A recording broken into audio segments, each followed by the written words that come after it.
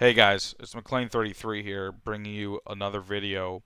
It's actually been quite a while since I last uploaded a video, but when I saw this news pop up in my news feed, I simply realized I couldn't not talk about it and not discuss about what happened. It's unfortunately very sad and simply tragic news coming out of Wichita, Kansas.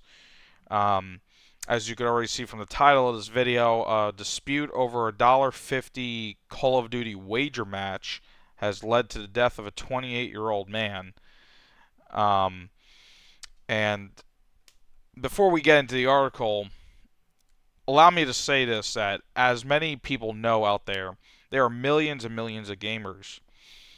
And unfortunately, a very small percentage of these individuals um, are simply toxic, cannot get along with individuals. They cannot openly communicate with people and express themselves in a positive manner. They just simply have to be um, creating difficulty for everyone but themselves. They just have to make everyone's lives miserable, and that's the only way they feel happy about themselves.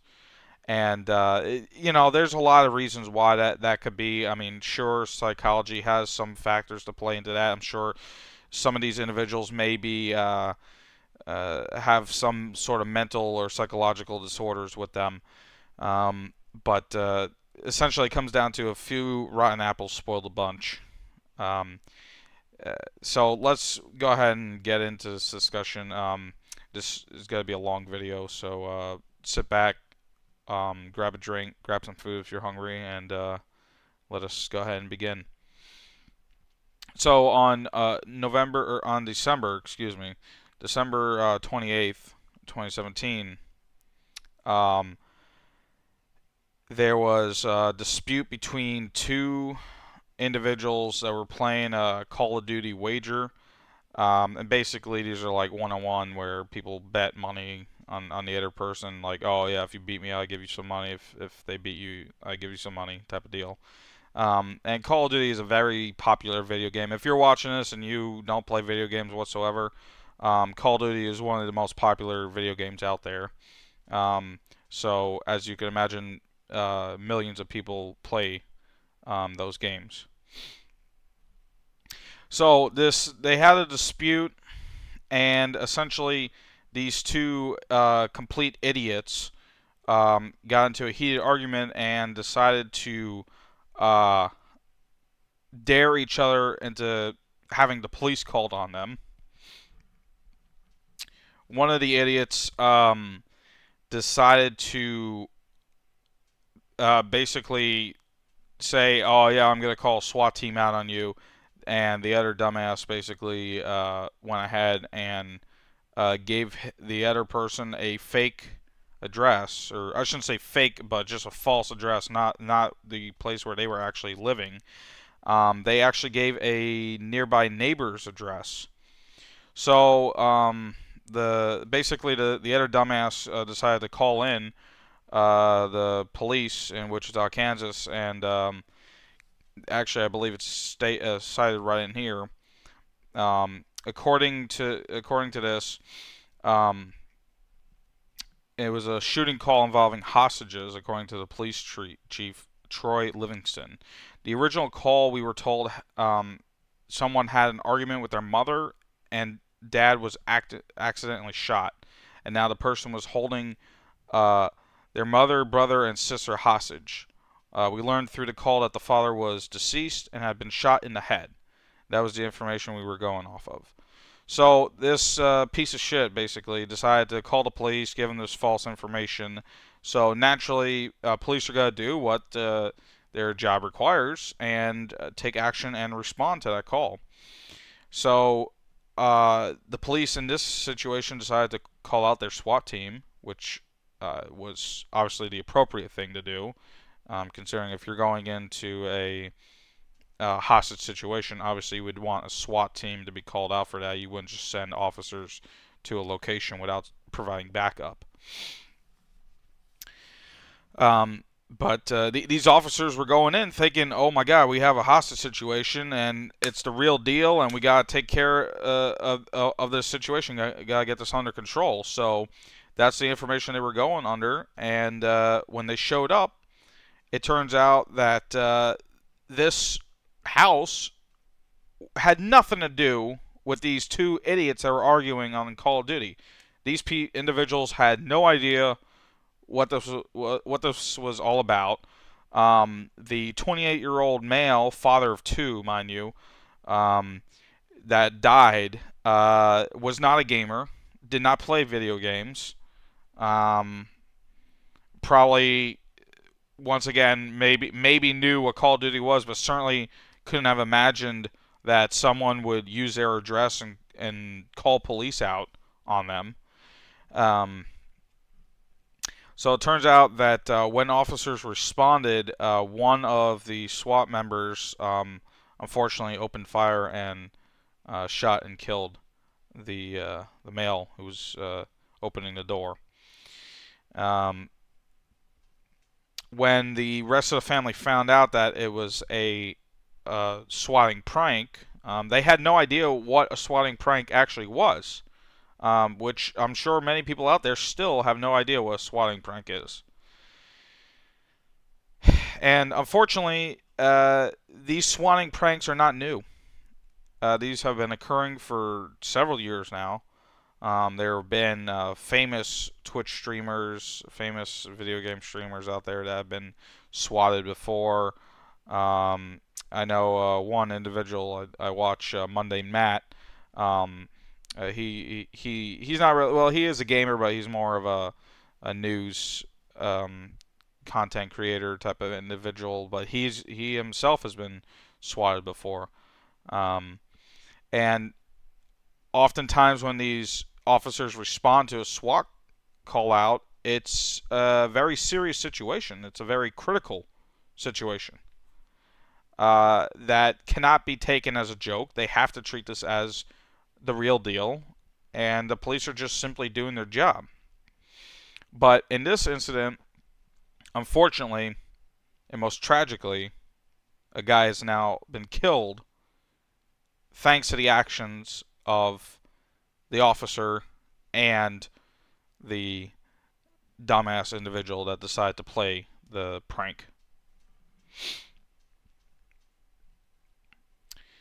There's some information here showing that alleged text messages going back and forth of one of the guys that gave the false address and said that I'll have you in prison for 5 years.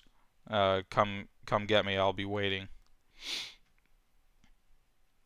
Now, it turns out the dumbass who actually played the prank, it turns out it's the same individual who recently called in a bomb threat at in Dallas. According to the article here, it says the swatters reportedly the same individual that called in a fake bomb threat at CWL Dallas event earlier in December. So there was a Call of Duty event going on in Dallas in early December. And at that event, some guy called in a bomb threat at the actual event and had to get all the people evacuated. Police came in, had to search the area, send in the dogs, etc.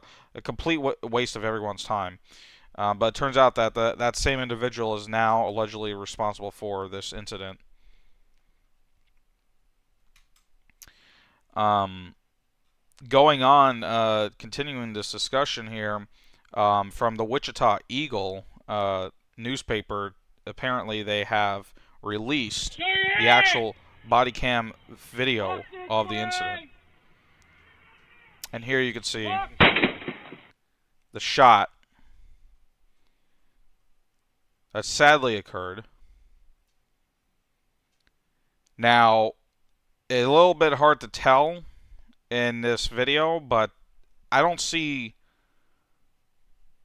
I'm sure the officers are all behind. I'm sure this is body cam footage. Yeah, it says it down below. Body cam footage on there. But from that, is there only one individual, one officer at the door? That's what it looks like, to me at least. But regardless, let's, since we already talked about the two dumbasses that called in, now let's discuss about the whole uh, officer shooting part of this tragic story. I know. Um, the officer that responded to this, I'm sure they did not have malice intent. I'm sure that they did not go into the situation intentionally thinking that I'm going to shoot someone. But again, you're gonna have to put yourself in the officer's shoes for a moment. Uh, when they get a call out like this, that they receive a threat about someone being shot, someone being held hostage, someone that has a gun pointed at an individual at a residence, uh, they have to respond with the utmost seriousness to that situation, and they have to treat that as 100% fact that this is actually occurring and this is a legitimate situation. They don't have time to do the research and figure out, hey, yeah, is there like a hostage situation occurring, or asking someone. No, they have to respond immediately to their to uh, basically resolve the situation that's occurring. And SWAT there's many tactics of SWAT, but one of the tactics is neutralize the threat, take down the target, shoot if you must. But sadly, in this situation, the 28-year-old male, his name's Andrew Finch, by the way, he did nothing wrong whatsoever. They simply knocked on his door. He answered the door, and the officer shot and killed him. Why the officer shot, that's the million-dollar question. That information has not been released. The investigation's still ongoing. And furthermore, we may never know. Uh, there could be so many factors as to why this individual suddenly just shot the male answering the door. It could be come down simply to lack of training. Maybe this officer was inexperienced. He was a 7-year veteran of the force, but maybe he was new to the SWAT team itself, did not have proper training, did not have proper trigger discipline. It doesn't say if the 28-year-old male that answered the door, if he had maybe an object in his hand that sort of looked like a gun, perhaps a black cell phone case. This, if someone opens the door and is possibly holding in their hand like this, maybe the officer saw that and thought it was somehow a gun. It doesn't go into details about that, so this is all just speculation as to why the officer may have shot. But there's just so many factors as to why this occurred. And tragically, it's not going to resolve the situation. You can't bring the guy back. And I feel sorry for his family that they have to go through with this now, especially coming into a new year. What a tragic way to start the new year. The officer clearly, most likely, will lose their job for this, and probably will face a involuntary manslaughter charge, possibly. Now, as far as getting a conviction on that, that will be pretty difficult to do, especially with a jury, given the circumstances that they were in. A jury may not be willing to convict, if it even goes to that part. So the officer is definitely to blame. Clearly, there was some screw up on that, but the low-life piece of shit that called in the bomb threat, that's the guy who needs to be properly punished. Which leads me to the next part of this discussion. There are hardly any laws on the books that will properly allow someone who calls in a fake SWAT threat or SWAT call to be properly sentenced. California, for example, has a law that is an enhancement to this, regarding that if people waste law enforcement resources, that they can be have a higher sentence, essentially. But many states do not have any laws on the books revolving around swatting.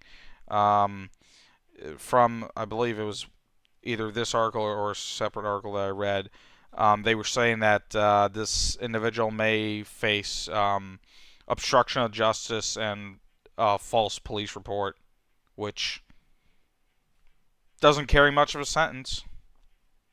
You know, this individual that did this needs to be held fully responsible. They need to be tried murder by proxy, but I don't even think something like that even exists.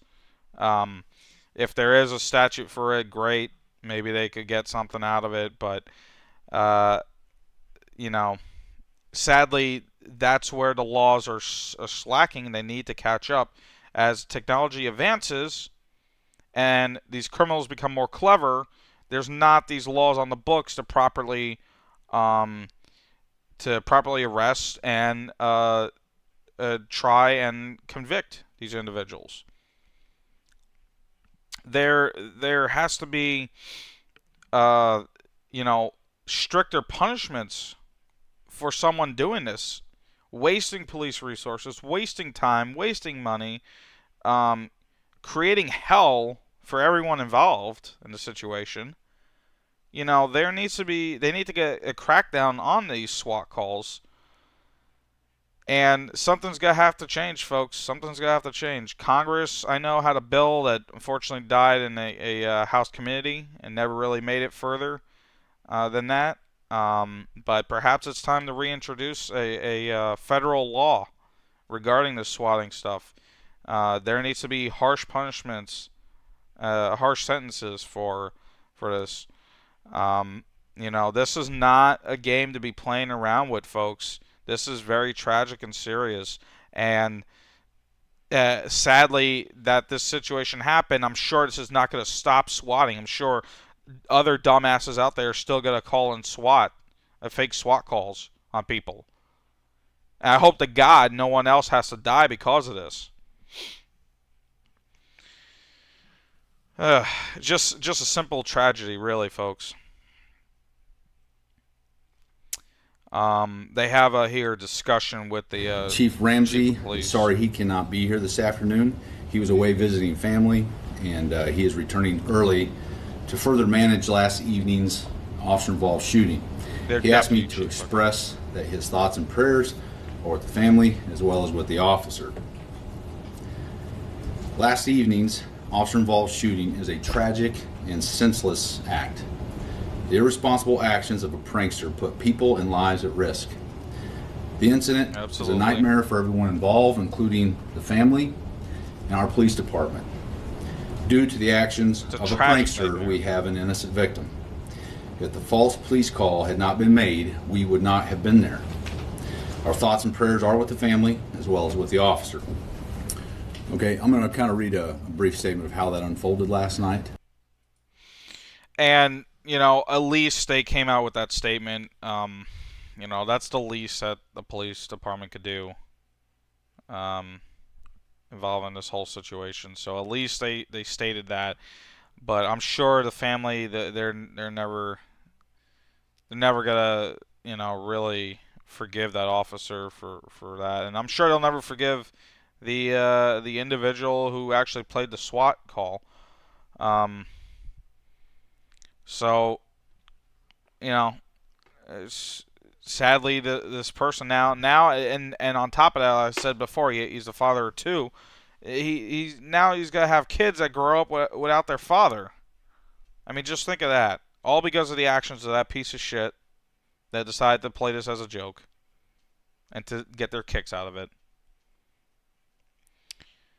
So, anyways, wrapping this up. I know we're approaching 20 minutes here, folks. Thank you for watching. Please leave your comments down below. I'll be reading each and every one of them.